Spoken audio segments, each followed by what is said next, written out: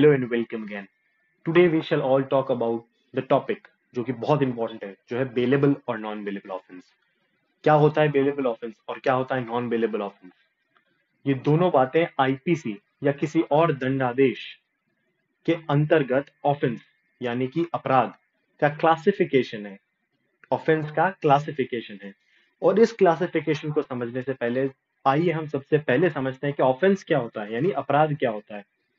तो अपराध की परिभाषा क्या है, कैसे परिभाषित करेंगे, डिफाइन करेंगे अपराध यानी ऑफेंस को। इस वीडियो को सब्सक्राइब करें और अब आगे बढ़ते हैं।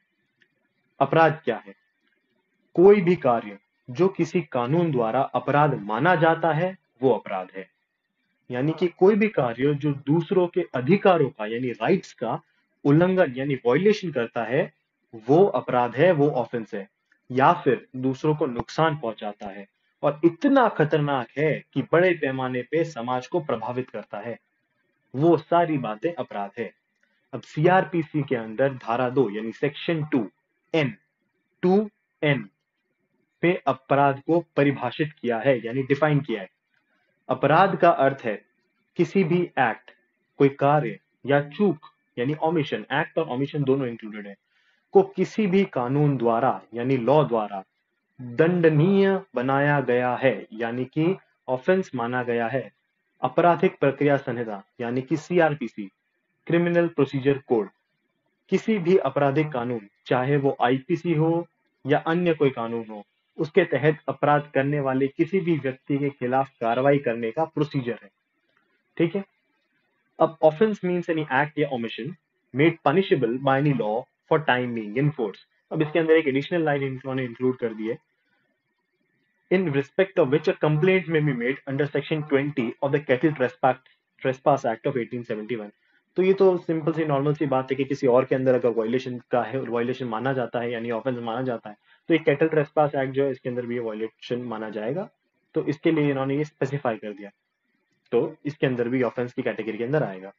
अब क्रिमिनल प्रोसीजर कोड यानी CrPC, the rules for conduct of proceedings against any person who has committed an offense under any criminal law, whether it is IPC or criminal any other criminal law।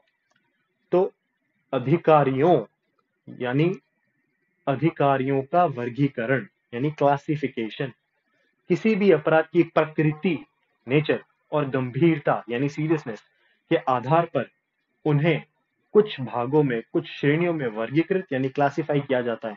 यानी कि offence को हम classify करते हैं कुछ भागों में। Looking to the nature and gravity of the offence, it may be classified as, किन किन तरीकों से क्लासिफाई किया जाता है। तो जो आज का हमारा टॉपिक है वो इन तीन क्लासिफिकेशन में से एक क्लासिफिकेशन, जो कि जमानती और गैर जमानती अपराध यानी बेलेबल और नॉन बेलेबल ऑफेंस है, इसके ऊपर है। और इसके अलावा क्या होता है, संज्ञेय और नॉन और गैर संज्ञेय अपराध यानी कि कॉग्निजेबल और नॉन कॉग्निजेबल, और कंपाउंडेबल और नॉन कंपाउंडेबल ऑफेंस। ये तीन तरीके हो गए। आज हम बात करेंगे पहला तरीका यानी बेलेबल और नॉन बेलेबल ऑफेंस के बारे में। ठीक है, चलिए अब बात करते हैं कि बेल क्या होती है। बेलेबल और नॉन बेलेबल पढ़ने से पहले, समझने से पहले, बेल होती क्या है। अब बेल कहीं डिफाइन नहीं की हुई। Bail is an instrument which is used to ensure the presence of an accused whenever required। यानी जब जब अभियुक्त की जरूरत पड़ेगी तब वो हाजिर होना चाहिए। इसका एक इंस्ट्रूमेंट है बेल। ये CrPC does not define the term bail. CrPC में बेल कहीं डिफाइन नहीं किया हुआ है, बट एसेंशियली इसका मतलब क्या होता है कि बेल एक एग्रीमेंट है, एक ऐसा एग्रीमेंट है जिसके अंदर person makes a written undertaking to the court.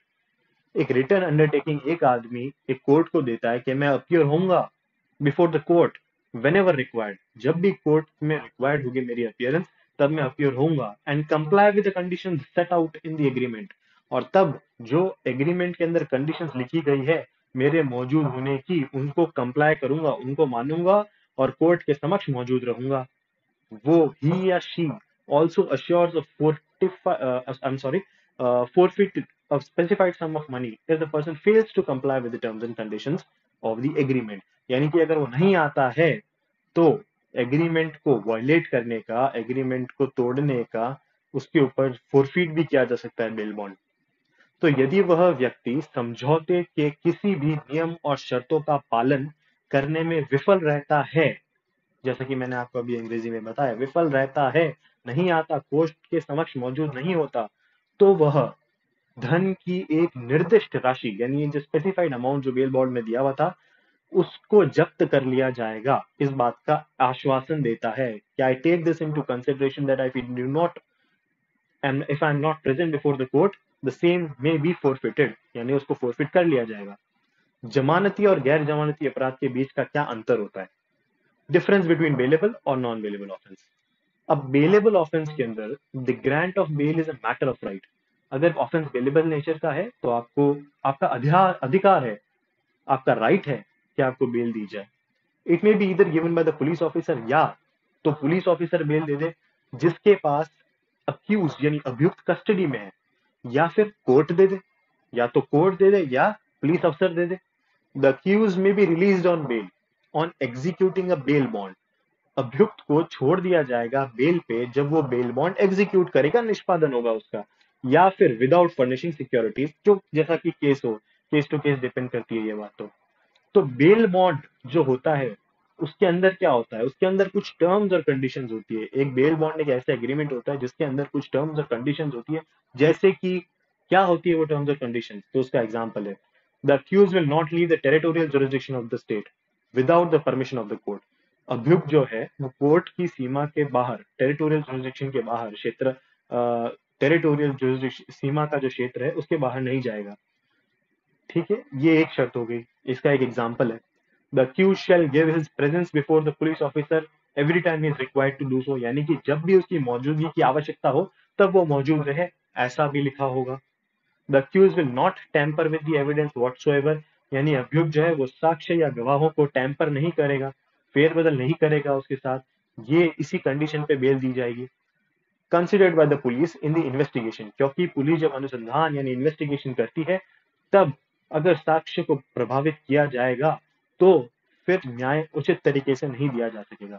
The court is empowered to refuse the bail to an accused person. Court के पास ये पावर है कि वो किसी भी व्यक्ति को बेल नहीं दे, even if the offence is bailable, यानी कि अगर अपराध बेलेबल किस्म का है, बेलेबल ऑफेंस है, तो भी कोर्ट के पास ये पावर है, मौजूद है क्या, कि वो बेलेबल ऑफेंस के अंदर भी बेल नहीं दे, नहीं प्रदान करे। Where the person granted bail fails to comply with the conditions of the bail bond, जब कभी कोर्ट को ये लगे कि भाई जो बेल बॉन्ड एग्जीक्यूट कर रहा है वो इसका पालन नहीं करेगा। अब बात करते हैं, ये तो हो गई पूरी नॉन बेलेबल ऑफेंस के बारे में बात। अब बढ़ते हैं नॉन बेलेबल ऑफेंस की तरफ, यानी गैर जमानती अपराध। क्या होता है गैर जमानती अपराध? गैर जमानती अपराध वह अपराध है जिसमें जमानत नहीं दी जा सकती, नहीं दी जा सकती। यहाँ अभियुक्त यानी अक्यूज को अदालत में आवेदन करना होगा, जाना होगा और एप्लीकेशन पेश करनी पड़ेगी जमानत देने या न्यायालय के समक्ष। जमानत देना या न देना न्यायालय का ये एक विवेक है, यानी कि उसका खुद का विजडम अप्लाई करेगी कोर्ट, विवेक अप्लाई करेगी, रेशनल देखेगी कि क्या उस पर्टिकुलर आदमी को, अक्यूज को, विक्टिम को ये जो है हमें देना चाहिए बेल या नहीं देना चाहिए। अदालत आमतौर पर जमानत से इनकार कर सकती है। कब इनकार कर सकती है, इसकी कुछ कंडीशंस हैं। बेल बॉन्ड को विधिवत निष्पादन नहीं किया गया हो तो, यानी कि due execution has not been made of the bail bond, या यदि अपराध किया गया है तो वह मृत्यु या आजीवन कारावास की सजा देता है, यानी कि ऑफेंस का नेचर जो है वो मृत्यु यानी डेथ पेनल्टी के साथ है, या फिर आजीवन कारावास यानी लाइफ इम्प्रिजनमेंट के तौर पर दिया गया है। जैसे इसका एग्जाम्पल होगा मर्डर या बलात्कार, रेप, या आरोपी ने फरार होने का प्रयास किया है और उसकी साक्ष्य संदिग्ध में है, is not a person of the valuable credit, इसकी क्रेडिट वर्दिनेस इतनी नहीं है। अब जमानत के लिए आवेदन मजिस्ट्रेट के सामने दायर किया जाएगा जो परीक्षण करेगा। दायर किए जाने के बाद आवेदन आमतौर पर अगले दिन सूचीबद्ध होगा यानी लिस्ट होगा। ऐसे दिन आवेदन पर सुनवाई की जाएगी और पुलिस आरोपी का अदालत में भी पेश करेगी। मजिस्ट्रेट ऐसे आदेश पारित कर सकता है जैसे कि वह उचित समझे, यानी as he deems fit, he can pass any order as he deems fit, but it must be reasonable and subject to the law.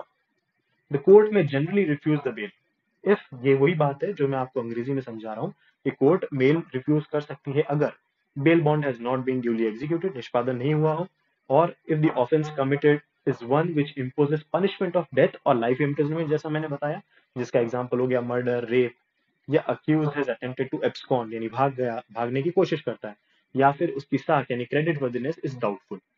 अब बात करते हैं examples of bailable offence. Bailable offence का क्या एग्जाम्पल होगा इसके बारे में। सबसे पहला एग्जाम्पल इसका है bribery in relation to elections, ये बेलेबल है।